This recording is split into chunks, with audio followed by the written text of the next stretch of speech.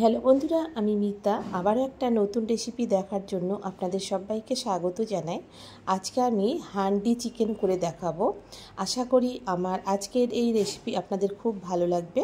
আর বন্ধুরা অবশ্যই ফুল ভিডিওটি দেখবেন আর একটা লাইক দেবেন। আপনাদের একটা লাইক আমাকে নতুন ভিডিও বানাতে উৎসাহ জাগায়।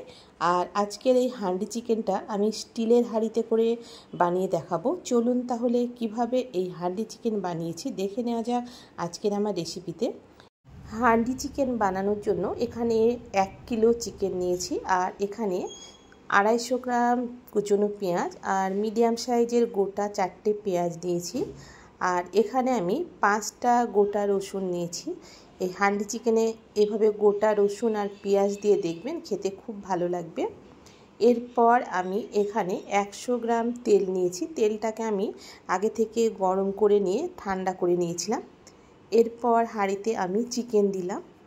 চিকেন দেবার পর এখানে 250 গ্রাম কুচনো পেঁয়াজ দিলাম। আর পেঁয়াজের পরিমাণটা একটু বেশি দেবেন, তাহলে খেতে ভালো লাগবে। এরপর ছোট সাইজের 3টে তেজপাতা, দারুচিনি আর 6 থেকে 7টা ছোটো এলাচ আর একটা স্টার মশলা, 1 চামচ হলুদ গুঁড়ো, 1 চামচ কাশ্মীরি লঙ্কার গুঁড়ো, 1 চামচ ধনে গুঁড়ো, 1 চামচ জিরে গুঁড়ো, আর এখানে হাফ চামচ আমি ঝাল লঙ্কার গুঁড়ো দিলাম। আর এখানে আমি কাঁচা লঙ্কা বাটা দিলাম। আপনারা চাইলে এখানে শুধুমাত্র লঙ্কা বাটা কিংবা গুঁড়ো লঙ্কা দিয়েও রান্না করতে পারেন।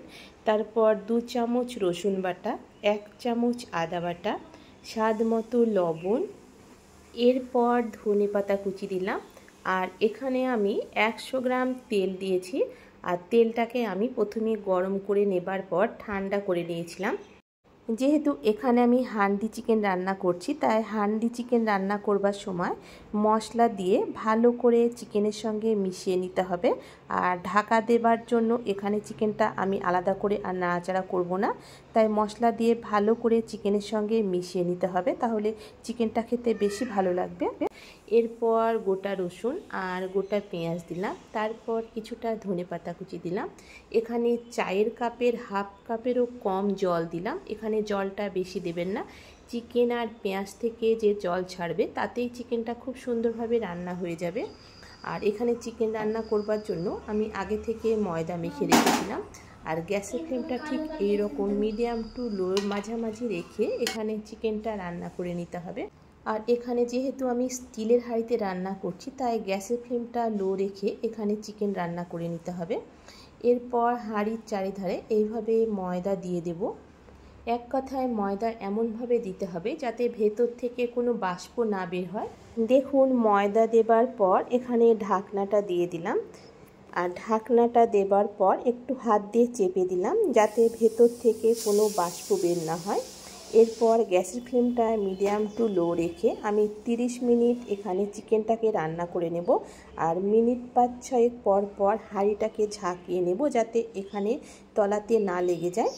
দেখুন, এইভাবে আমি 30 মিনিট আমি চিকেনটাকে রান্না করে নিয়েছি। আর মিনিট 5-6 পর পর আমি হাঁড়িটাকে ঝাঁকিয়ে দিয়েছি। আর 30 মিনিট পর আপনাদেরকে দেখাচ্ছি। দেখুন চিকেনটা দেখে কতটা লোভনীয় হয়েছে। আর কালারটা দেখুন এখানে চিকেনটার। আর এই চিকেনের ফ্লেভারটা মাটির হাঁড়ির মতো লাগবার জন্য এখানে আমি একটা কয়লা গ্যাসে পুড়িয়ে নেব। আর এই কয়লা পোড়ানোর ধোঁয়াটাই চিকেনের মাটির হাঁড়িতে যে হান্ডি চিকেন লাগে খেতে, ঠিক সেই রকম লাগবে। দেখুন, কয়লাটা পুড়িয়ে নেবার পর একটা ছোট বাটিতে দিলাম। তারপর 1 চামচ ঘি দিলাম। আর এই ঘি দেবার পর কয়লা থেকে যে একটা ধোঁয়া বের হবে, সেই ফ্লেভারটা চিকেনের ভেতরে যাবে আর একটা স্মোকি ফ্লেভার পাওয়া যাবে। চিকেনটা খেতে খুব ভালো লাগবে। দেখুন, এখানে ঢাকনা দেবার পর গ্যাসের ফ্লেমটা লো রেখে এখানে চিকেনটা 5 মিনিট দমে রাখবো। 5 মিনিট পর আপনাদেরকে দেখাচ্ছি। ঢাকা দেবার পর 5 মিনিট লো হিটে এইভাবে আমি রেখে দিয়েছিলাম যাতে স্মোকি ফ্লেভারটা পুরোপুরি চিকেনের ভেতরে যেতে পারে। আপনারা এইভাবে স্মোকি ফ্লেভার দিয়েও চিকেনটা খেতে পারেন, আবার স্মোকি ফ্লেভার না দিয়েও চিকেনটা খেতে পারেন। আর যদি মাটির হাঁড়ির মতো ফ্লেভার পেতে চান তাহলে এইভাবে কয়লা পুড়িয়ে এখানে হাঁড়ির ভিতরে রেখে 5 মিনিট লো হিটে রেখে দিলেই চিকেনের ভেতরে পুরোপুরি স্মোকি ফ্লেভারটা যাবে, চিকেনটা খেতে ভালো লাগবে। দেখলেন তো বন্ধুরা, মাটির হাঁড়ি ছাড়াও স্টিলের হাঁড়িতেই খুব সহজেই মাটির হাঁড়ির মতো হান্ডি চিকেন এইভাবে খেয়ে দেখবেন, খেতে দুর্দান্ত লাগবে। আর এখানে চিকেন আর রসুন পেঁয়াজ পুরোপুরি সেদ্ধ হয়ে গেছে, দেখুন আপনাদেরকে দেখাচ্ছি। তাই বন্ধুরা দেরি না করে আমার মতো করে একবার হান্ডি চিকেন বানিয়ে দেখুন, আশা করছি ভালো লাগবে। ভালো লাগলে বন্ধুরা অবশ্যই কমেন্ট করে জানাবেন। আজকের মতো এ পর্যন্ত বন্ধুরা, দেখা হচ্ছে পরবর্তী রেসিপিতে।